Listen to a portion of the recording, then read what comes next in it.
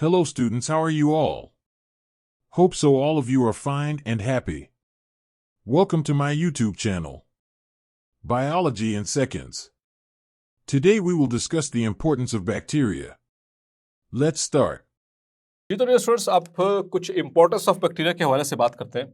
ये थर्ड हमारा learning objective है, टॉपिक नंबर 10 यानी कि किंगडम प्रोकैरियोट्स और किंगडम मोनेरा के अंदर। So first of all ecological importance के हवाले से बात करेंगे। Ecological means related to ecosystems, और इसमें पहली चीज़ तो they are highly adaptable as a group. ये ग्रुप की शक्ल में रहने के एतबार से बहुत ही हाईली अडेप्टेड है, मतलब कि आसानी के साथ रह सकते हैं as a group. So that is the reason they are almost found everywhere, चाहे वो अल्कलाइन सॉइल है या फिर वो जो है वो किसी एक्वेटिक इन्वायरमेंट है या लैंड है, टेरेस्ट्रियल है, कोई डिकेइंग फूड है, anything. So they even in the living organisms they are also present, और they are able to decompose और ऑर्गेनिक मैटर। सो इनमें एक ग्रुप है बैक्टीरिया का which are called as saprophytic bacteria. Saprophytic bacteria जो कि dead organisms को like dead animals and plants उनको डिकम्पोज कर सकते हैं। ठीक है, तो ऐसे बैक्टीरिया जो डेड एनिमल्स और प्लांट्स को डिकम्पोज कर सकते हैं उनको हम कहते हैं द सेप्रोफाइटिक बैक्टीरिया। और डे स्टूडेंट्स, जो लिविंग ऑर्गेनिजम्स हैं इन आवर इकोसिस्टम, और इकोलॉजिकली देखा जाए तो तीन मेजर कंपोनेंट्स हमारे इकोसिस्टम के, प्रोड्यूसर्स, कंज्यूमर्स एंड डिकम्पोजर्स। और डिकम्पोजर्स में दो मेजर ग्रुप्स होते हैं, एक बैक्टीरिया और दूसरा फंजाई। बैक्टीरिया में सिर्फ सेप्रोफाइटिक बैक्टीरिया और इस तरह से फंजाई में सिर्फ saprotrophic fungi, they are the decomposers. Clear? So they are able to decompose the organic matter wherever they are found, and they play a significant role in the completion of various biogeochemical cycles. Bio means life and geo means earth and chemical means the elements. तो आपने matric में भी एक पढ़ा था और आपने second year में भी पढ़ा था nitrogen cycle and carbon cycle. तो जिसमें वहाँ पर बैक्टीरिया का आपने रोल देखा, वो नाइट्रोसोमोनास एंड नाइट्रोबैक्टर, वो किस तरह से जो है वो नाइट्रिफिकेशन और एमोनिफिकेशन के अंदर इन्वॉल्व होते हैं। सो इसी तरह से जब वो डेड ऑर्गेनिक और मैटर को डिकम्पोज करते हैं तो वहाँ से खुद भी खुराक हासिल करते हैं, बाकी जो बची कुछ होती है उसको मिट्टी में छोड़ देते हैं। उस सॉइल से फिर वो जो प्रोड्यूसर्स होते हैं यानी कि प्लांट्स, खास तौर पर के जो हमारे मेजर प्रोड्यूसर हैं प्लांट्स, वो उनको इस्तेमाल करते हैं उन न्यूट्रिएंट्स को, और फिर प्लांट्स अपनी ग्रोथ करते हैं, फिर उन प्लांट्स के ऊपर डिपेंडेंट होते हैं herbivores, then herbivores they are eaten up by the carnivores and on the chain goes on. So इस तरह से जो न्यूट्रिएंट साइकिल है वो चलता रहता है, वो मतलब कि ब्लॉक नहीं होता। अगर ये ऐसी एक्टिविटी ना करें तो जो न्यूट्रिएंट साइकिल्स हैं वो रुक जाएंगे और दुनिया में ताफुन ही ताफुन होगा, उनको डिकम्पोज करने वाला कोई नहीं होगा। तो इस तरह से एक तो lock up the nutrients will they get locked up, और फिर मुश्किल हो जाएगा इस दुनिया में सर्वाइवल। सो ऐसा नहीं होता आमतौर पर। द रीज़न इज़ बिकॉज अल्लाह ताला हैज़ गॉट अ बैलेंस, हर एक चीज़ को बैलेंस करने का एक वो तरीक़ाकार रखा है। उसमें से एक है द बायोजियोकेमिकल साइकिल्स, और लाइक जो बैक्टीरिया जिसमें इन्वॉल्व है in maintaining the biogeochemical cycle, it includes important है MCQs के लिए nitrogen cycle, carbon cycle, sulphur cycle and phosphorus cycle. ये चार साइकिल्स हैं मेजर साइकिल्स जिसमें जो सिग्निफिकेंट रोल प्ले करता है बैक्टीरिया, और इनकी रिसाइकलिंग में नाइट्रोजन की, कार्बन की और सल्फर की और फॉस्फोरस की इनकी रिसाइकलिंग में हेल्प करता है in the form of biogeochemical cycles. इसके अलावा डियर स्टूडेंट्स, आपने एक वर्ड पढ़ा था ह्यूमस। इन सेप्रोफाइटिक बैक्टीरिया के अंदर आपने एक वर्ड पढ़ा था ह्यूमस के। इन सेप्रोफाइटिक बैक्टीरिया के लिए जो बेस्ट सोर्स है वो है ह्यूमस। और ह्यूमस क्या होता है? It is partially decade, partially not completely but partially decade animals and plants in the soil, जो मिट्टी के अंदर मौजूद थोड़े बहुत गले सड़े एनिमल्स या फिर दो गले सड़े जो प्लांट्स होते हैं मिट्टी के अंदर मौजूद, उसे कहते हैं ह्यूमस। सो बैक्टीरिया उस ह्यूमस फॉर्मेशन को इनक्रीज करता है। ह्यूमस फॉर्मेशन इंक्रीज होगी तो उस मिट्टी के अंदर जो न्यूट्रिएंट्स हैं वो जाएंगे, उससे क्या होगा? The soil will become fertile, तो सॉइल की फर्टिलिटी इंक्रीज करेगी। फर्टिलिटी इंक्रीज करेगी, इससे क्या होगा, तो उसके साथ साथ ह्यूमस फॉर्मेशन से it increases the water holding capacity, क्योंकि ह्यूमस की क्वालिटी है कि यानी कोई जो मटेरियल होता है द पार्शली डिकेड एनिमल और plant matter in the soil, वो इसकी एक एबिलिटी है, एक कैपेसिटी है कि वाटर को रिटेन कर सकता है अपने अंदर। तो वाटर रिटेन होगा, चूंकि ह्यूमस है ही मिट्टी के अंदर, तो मिट्टी की यानी कि सॉइल की जो वाटर होल्डिंग कैपेसिटी है वो इंक्रीज हो जाएगी। तो ह्यूमस एक तो फर्टिलिटी को इंक्रीज कर रहा है सॉइल की, और दूसरा it increases the water holding capacity of soil due to retention of water by humus. Clear? और इसके अलावा it is also involve in bioremediation. आपने पढ़ा था बायो रेमिडिएशन मतलब कि लिविंग ऑर्गेनिजम्स को इस्तेमाल करना फॉर द डिग्रेडेशन और the breakdown of the environmental pollutants. Clear? That is called as bioremediation. उसमें भी इनका रोल है, लाइक वेरियस ऑयल स्पिलेजेस, ठीक है, वहां पर इनको इस्तेमाल किया जाता है। And they are also present in the root nodules. एक ये म्यूचुअलिस्टिक रिलेशनशिप है, म्यूचुअलिस्टिक रिलेशनशिप उस रिलेशनशिप को कहते हैं जिसमें दो डिफरेंट स्पीशीज से बिलोंग करने वाले ऑर्गेनिजम्स एक साथ रहते हैं और दोनों एक दूसरे को बेनिफिट पहुंचा रहे होते हैं। तो एक रिलेशनशिप है जो बैक्टीरिया और जो लेग्यूमिनस प्लांट्स हैं। लेग्यूमिनस प्लांट्स कौन से होते हैं? जो फलियों वाले पौधे, like the P plant, like the peanuts, ठीक है। तो जहाँ जहाँ पे जो फलियों वाले प्लांट्स होते हैं उनको अपनी नाइट्रोजन पूरी करवाने के लिए वहाँ पर इनकी ज़रूरत पड़ती है, इन बैक्टीरिया की।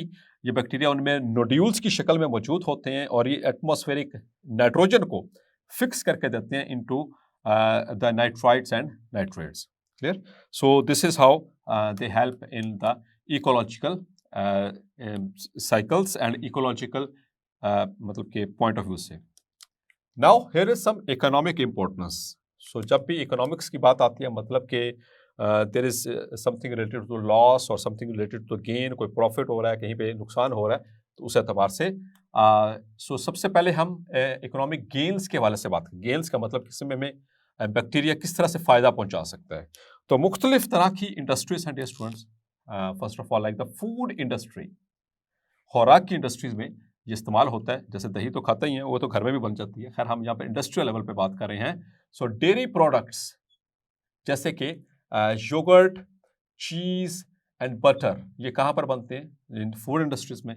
और उसमें बैक्टीरिया हेल्प कर रहे होते हैं इनकी फॉर्मेशन के अंदर। योगर्ट खासतौर पर एनएरोबिक रेस्पिरेशन के जरिए योगर्ट इसी तरह से बनती है, यू नो वेरी वेल। सो इसके अलावा डियर स्टूडेंट्स एक बायोडिग्रेडेबल प्लास्टिक जो बनती है।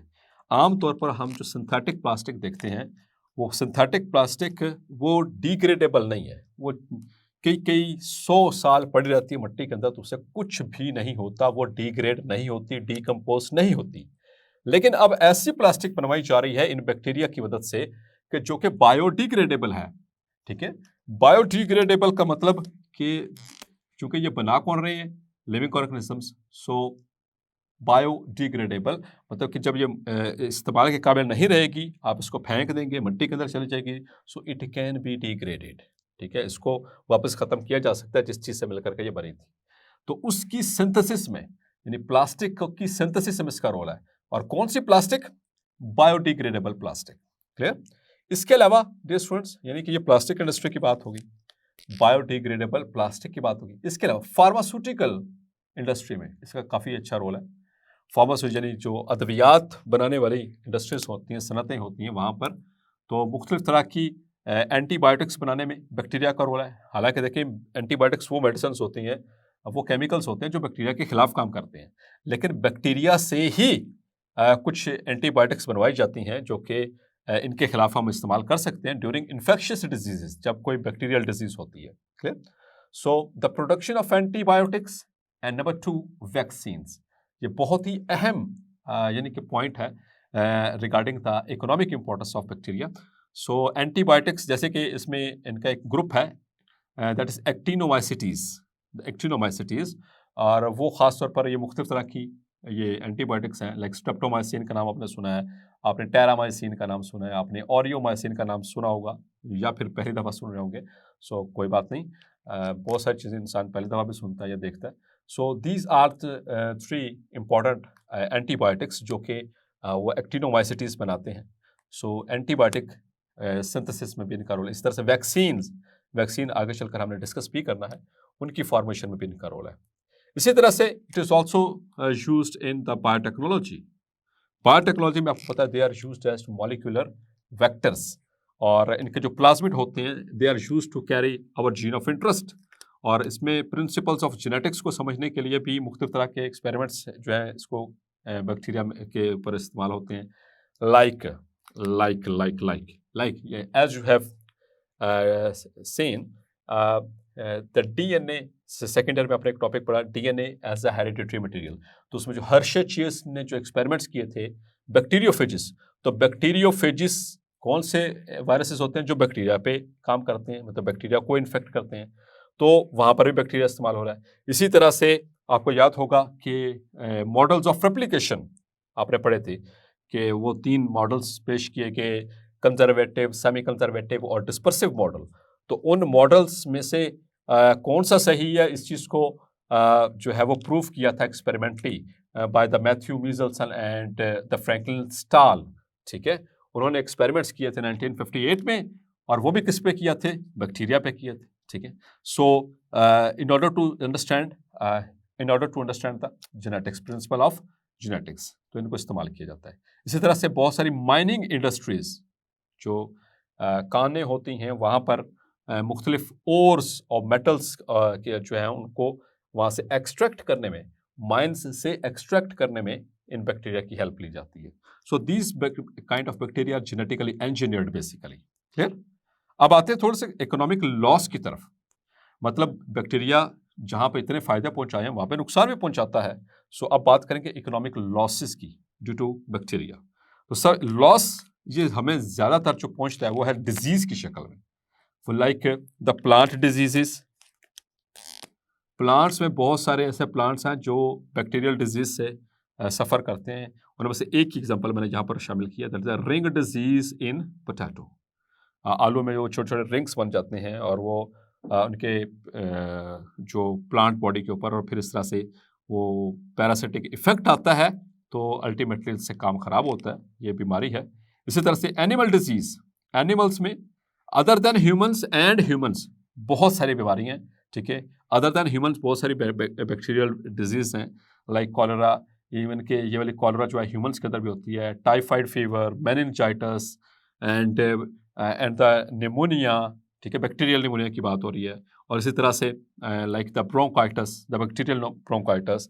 सो all these are the diseases which are caused due to bacteria. And they are also, एक और भी बहुत बड़ा लॉस जो है वो दैट इज अ स्पॉयलेज।